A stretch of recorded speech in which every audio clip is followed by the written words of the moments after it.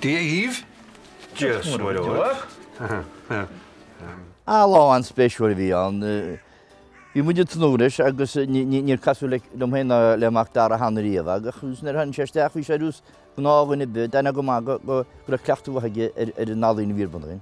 sé na mena gomhain agus go dhéarmad mar canaisteir a bhí go gáantar agus thosamid caiinte ománicht agus bhí mu dó nach nimnítar ománicht a gonamara go gatú tal réimhe ad dear sé gin ar rugby a gonamara dúna gur a rugby a gonacht ag fearan rugby a gonamara ar a doctor na Connemara All Blacks agus dúte.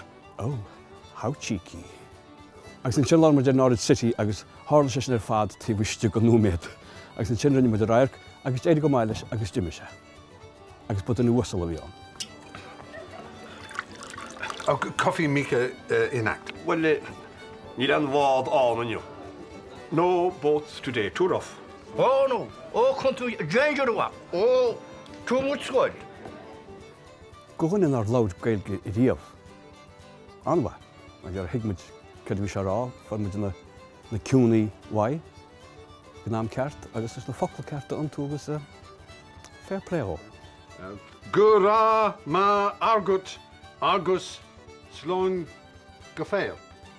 Gafoil. Gafoil. That's it, I always get that wrong. No, sorry, no, I was doing it. I beg your pardon. I was improvising too. Well, chuir me mar seagate. Bhí go Stephen agus béir le hémas bhí tam an pár mar dear.